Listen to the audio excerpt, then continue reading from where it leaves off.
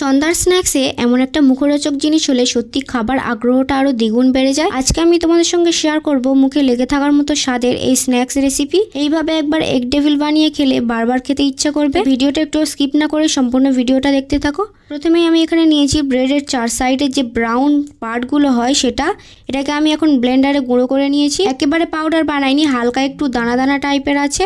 এবার এটাকে সাইডে রেখে দেব আর নিয়ে নেব দুটো ডিম। তোমরা চাইলে ডিমের পরিমাণটা বাড়িয়ে নিতে পারো। এই ডিমটাকে আমি এবার সেদ্ধ করে নেব। তারপর আমি দুটো মিডিয়াম সাইজের সেদ্ধ আলুকে ম্যাশ করে নিয়েছি। এবার আলুর মধ্যে একটা বড় সাইজের পেঁয়াজ ভাজা করে রেখেছিলাম, সেটা দিয়ে দেব। তোমরা চাইলে কাঁচা পেঁয়াজটাও ব্যবহার করতে পারো। 1 চামচ নুন, 1 চামচ জিরার গুঁড়ো, 1 চামচ ধনের গুঁড়ো, 1 চামচ গোলমরিচের গুঁড়ো, 1 চামচ চিলি ফ্লেক্স, 1 চামচ এভারেস্টের চাট মশলা, তারপর একটা ম্যাগি মশলা দিয়ে দিলাম। তোমরা চাইলে এটা স্কিপ করতে পারো, তবে টেস্টটা ভালো আসবে। তারপর সব ইনগ্রিডিয়েন্টসগুলোকে ভালো করে মিক্স করে নেব।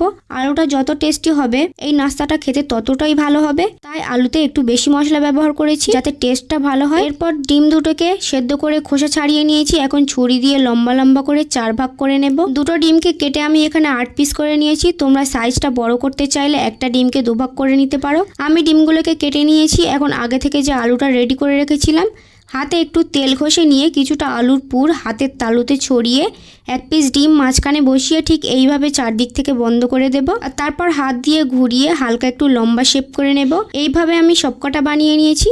তারপর একটা কর্নফ্লাওয়ারের গোলা বানাবো। তার জন্য একটা বাটিতে আমি 3 চামচ কর্নফ্লাওয়ার নিয়ে নেব। তোমরা চাইলে কর্নফ্লাওয়ারের পরিবর্তে ময়দাও ইউজ করতে পারো। তারপর কিছুটা পানি দিয়ে পাতলা একটা গোলা তৈরি করে নেব। তারপর রেডি করে রাখা নাস্তাগুলোকে একটা একটা করে কর্নফ্লাওয়ারের গোলার মধ্যে ডুবিয়ে ব্রেডের গুঁড়োর মধ্যে এভাবে গড়িয়ে নেব।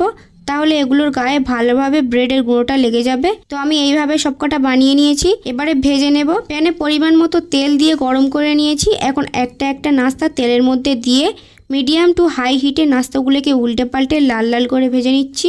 ব্রেডের গুঁড়োটা দেওয়ার কারণে নাস্তার কালারটা দারুণ আসবে। দেখো এখন থেকেই কত সুন্দর লাগছে। নাস্তাগুলোকে আমি ভেজে নিয়েছি। এখন তেল ঝরিয়ে তুলে নেব। এর থেকে বেশি ভাজা যাবে না। তৈরি হয়ে গেল সুস্বাদু এগ ডেভিল। এটাকে আমি টমেটো সস দিয়ে সার্ভ করব, তাহলে খেতে আরো সুন্দর লাগবে। আর এই টমেটো সসটা আমি বাড়িতে কোনো কালার ছাড়াই হেলদিভাবে তৈরি করেছি। এই টমেটো সসের রেসিপি আমার চ্যানেলে দেওয়া আছে, চাইলে গিয়ে দেখে আসতে পারো। আর আমি এই ভিডিওর নিচে ডেসক্রিপশন বক্সে এই টমেটো সস তৈরির ভিডিওর লিঙ্ক দিয়ে রেখেছি, চাইলে লিঙ্কে ক্লিক করে ভিডিওটা দেখে আসতে পারো। হেলদিভাবে বাড়িতে যদি এত সুন্দর নাস্তা তৈরি করা যায়, তাহলে বাইরে থেকে অস্বাস্থ্যকর আর বেশি দাম দিয়ে এগুলো খাওয়ার দরকার কি? এগুলো এতটাই লোভনীয় যে আমি আর লোভ সামলাতে না পেরে একটু খেয়েই ফেললাম। দেখো বাইরে আলুর পুর আর ভেতর থেকে ডিম দেখা যাচ্ছে। তোমরা বাড়িতে একবার ট্রাই করো, সত্যি এটা খেতে অসাধারণ ছিল। আজকের এই এগ ডেভিলের রেসিপি তোমাদের কাছে কেমন লেগেছে অবশ্যই কমেন্টে জানিও। ভালো লাগলে ভিডিওতে একটা লাইক আর রিলেটিভদের সঙ্গে শেয়ার করে দিও। আমার চ্যানেলে নতুন হলে চ্যানেলটাকে সাবস্ক্রাইব করে দাও, যাতে পরবর্তী ভিডিওর আপডেট সবার আগে তোমার কাছে পৌঁছায়। তবে অন্য কোনো ভিডিওতে, ততক্ষণে বাই বাই।